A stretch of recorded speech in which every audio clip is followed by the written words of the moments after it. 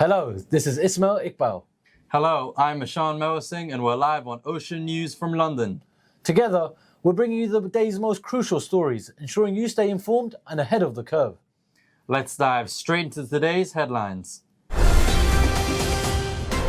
Ukrainian President Volodymyr Zelensky met in London with UK Prime Minister Keir Starmer in a strong show of support on the eve of a key US-Russia summit, from which Kiev and its European allies have been excluded. Starmer greeted the Ukrainian leader with a warm hug and handshake on the steps of his Downing Street residence, only hours after Zelensky took part in a virtual call with US President Donald Trump. US President Donald Trump and Russia's Vladimir Putin will meet Friday at an airbase in the far northern US state, the first time the Russian leader has been permitted on Western soil since his February 2022 invasion of Ukraine, which has killed tens of thousands of people. A stepped-up Russian offensive and the fact Zelensky has not been invited to the Anchorage meeting Friday have heightened fears that Trump and Putin could strike a deal that forces painful concessions on Ukraine.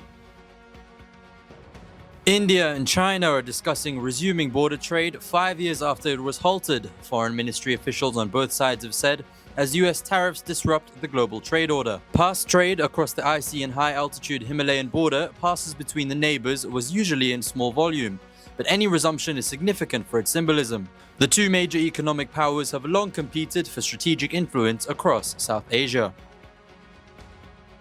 At least 26 people died in a migrant shipwreck off the southern Italian island of Lampedusa and 60 survivors were brought ashore, the Coast Guard said, warning more bodies could be missing as search operations continue. The disaster, in this case involving people travelling from Libya, is the latest to befall migrants making the perilous Mediterranean crossing from Africa to Europe. The Coast Guard said an Italian law enforcement aircraft spotted a capsized boat with bodies in the water about 14 miles off Lampedusa on Wednesday morning, triggering a rescue operation. Since the start of this year, 675 people have died in the central Mediterranean while trying to make the crossing from Africa, said Filippo Ungaro, a UNHCR spokesperson in Italy. Afghanistan's Taliban rulers divert international aid by force and other means, block minority communities from receiving aid, and may collude with UN officials to seek kickbacks, a US watchdog has said. The US Special Inspector General for Afghanistan Reconstruction said its findings were based on input from nearly 90 current and former US officials, UN officials, and others. In Afghanistan, the SIGAR found that the Taliban use every means at their disposal, including force, to ensure that aid goes where they want it to, as opposed to where donors intend. Taliban spokesperson Hamdullah Fitrat denied the allegations. He said international aid is distributed independently in Afghanistan and government agencies cooperate to ensure transparency and prevent diversion. US President Donald Trump threatened severe consequences if Russia's Vladimir Putin does not agree to peace in Ukraine, but also said that a meeting between them could swiftly be followed by a second that would include the leader of Ukraine. Trump did not specify what the consequences could be, but he has warned of economic sanctions if his meeting with Putin in Alaska on Friday proves fruitless.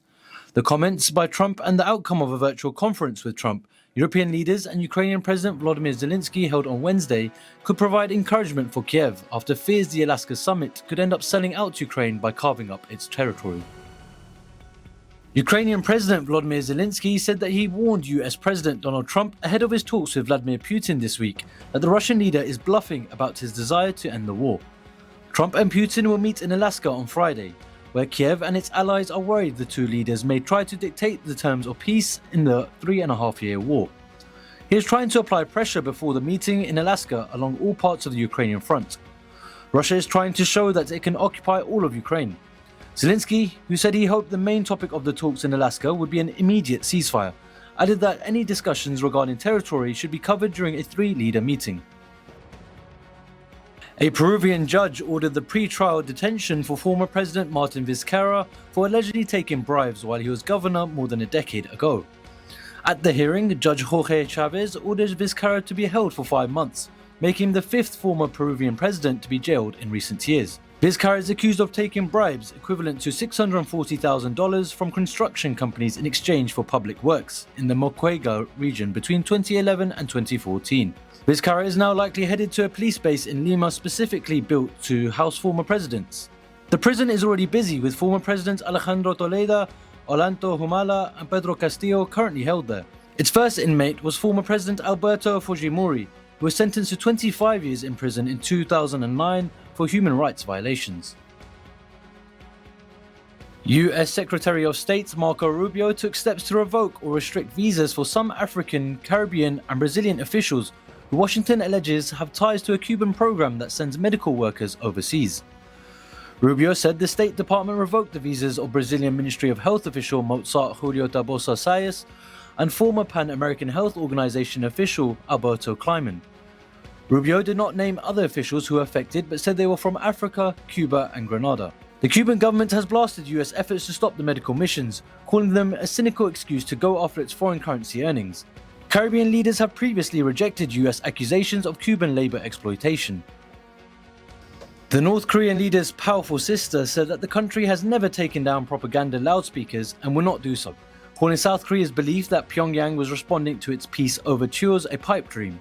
Kim Yo-jong, who is a senior official in the North's ruling Workers' Party, also said adjustments made to the plan for annual joint military drills by South Korea and the US were a futile move that did not change the allies' hostile intent. Kim, who officials and analysts believe speaks for her brother, has in recent weeks rebuffed moves taken by South Korea's new liberal government aimed at easing tensions between the two Koreas. South Korea's military has said it detected moves by the North's military to dismantle some propaganda loudspeakers directed at the South, following similar moves by the South. Pakistan will create a new force in the military to supervise missile combat capabilities in a conventional conflict, apparently a move to match the neighbouring arch-rival India. Prime Minister Shehbaz Sharif announced the creation of the Army Rockets Force at a ceremony held in Islamabad to commemorate the worst conflict in decades with India in May. The ceremony was held a day ahead of Pakistan's 78th Independence Day. Shehbaz Sharif said it will be equipped with modern technology. The force will prove to be a milestone in strengthening the combat capability of Pakistan's army. The two nuclear-armed nations keep upgrading their military capabilities in the wake of a long-standing rivalry since their independence from British rule in 1947.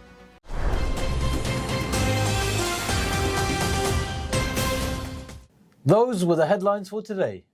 Don't go anywhere. After a quick break, we'll be right back to delve into each story with comprehensive coverage. Stay tuned.